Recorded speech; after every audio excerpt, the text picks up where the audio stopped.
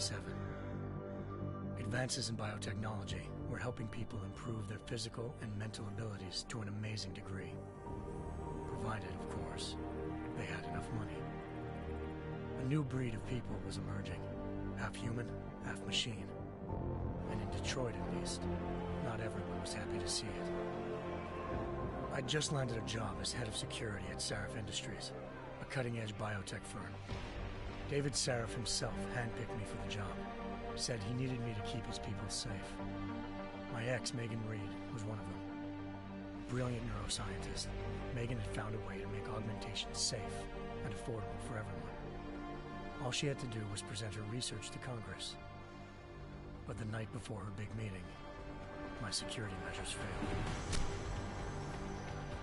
A team of Black Op mercenaries stormed into Aszourus headquarters, massacring everyone in sight. 3 of the mercs were heavily augmented walking tanks. Their mission? Take out Megan and her team. I tried to stop them, but their leader tossed me through a plate glass wall.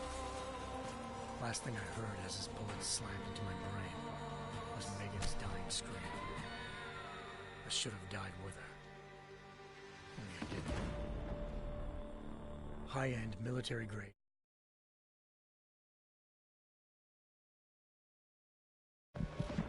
Took me half a year to get a feel for her.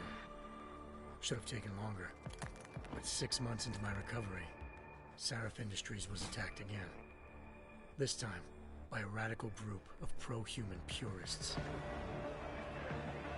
Violent, militant, and fanatically opposed to human augmentation.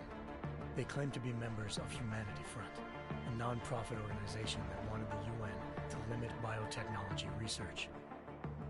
The thugs broke into Aszourus' factory and found machinists working overtime on a top-secret military augment called the Typhoon. Aszourus sent me to retrieve it, and when I did, I found one of the so-called purists next to it, wired with cerebral implants, trying to download its classified specs. Obviously, something more was going on. The AUG killed himself before I could question him. Aszourus ordered me to dig deeper, so with the help of Frank Pritchard, Aszourus head of cybersecurity, I did. Turns out a second hacker had been controlling the AUG's actions from somewhere off-site. Pritchard and I tracked his signal to a secret FEMA internment camp in Detroit. The Black Op mercenaries were there.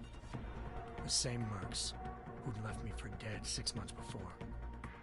Figured they'd try again when they saw me. It wasn't so easy for them this time. I took out the tank named Barrett, even got him to give me a new lead. A penthouse apartment in China. Of course, we both knew it would be a trap in the end.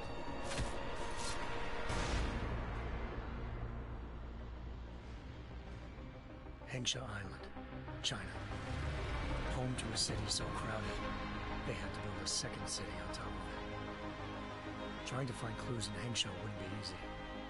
Lucky for me, I wasn't alone. Farida Malik, Aszourus Industries' ace pilot, had lived in Hengsha before. A good person to have on your side. She knew enough about the place to get me around. Malik dropped me in the lower city, close to the penthouse Barrett had told me about.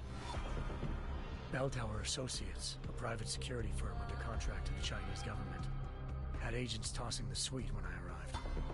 Just not for the reason I'd been expecting. Turns out the man who lived there was a criminal hacker named Van Bruggen.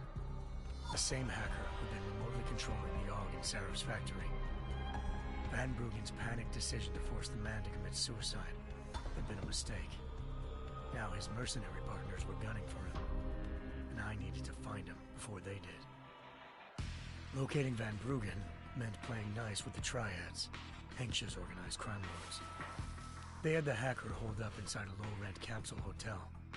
By the time I found him, Van Bruggen had no qualms giving up the woman who hired him. Zhao Yunru, president of the Taiyang Medical Corporation. According to Van Bruggen, Zhao wanted to monopolize the augmentation industry and had hired Black Op mercenaries to destabilize her competition. Aszourus Industries was at the top of her list. To prove this, I needed to get inside TYM and grab a surveillance hologram off a server. I suspected Van Bruggen was hiding something when he told me this, but nothing could have prepared me for what I saw. Megan wasn't dead.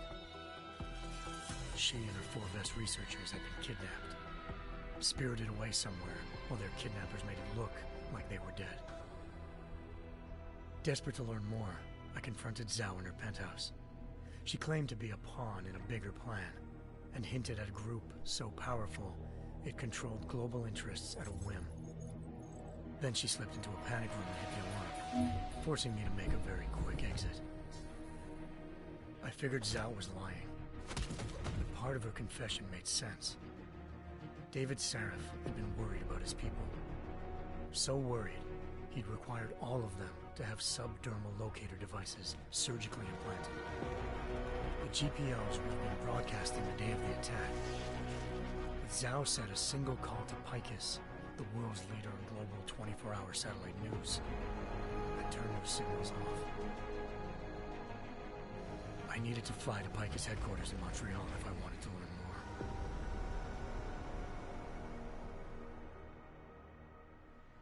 more. Eliza Cassan, Picus Communications' First Lady of News. Malik thought I was reaching when I told her Eliza was involved in this. The world's most famous news anchor, working with a mercenary hit squad. But when I confronted Cassan in her office, she freely admitted to jamming Detroit's satellites the night Megan's team had been taken. Said she's just been following her commands. I suspected she wanted to say more. But Black Op mercenaries showed up looking to shut us both down. And just like that, the Eliza I'd been talking to disappeared. The Mercs were led by an augmented killer I crossed paths with twice before. Fedorova, a woman who'd made silence her best friend. She waited for me to track Eliza's transmission to a secret server room underneath the Picus complex, then jumped me from behind. A deadly fight ensued. I made sure she never moved silently again. With Fedorova down, and no one left to keep Eliza quiet, she reappeared. Turns out Picus's First Lady of News wasn't a lady at all. She was a sophisticated AI program, engineered to monitor data streams and control what people believed.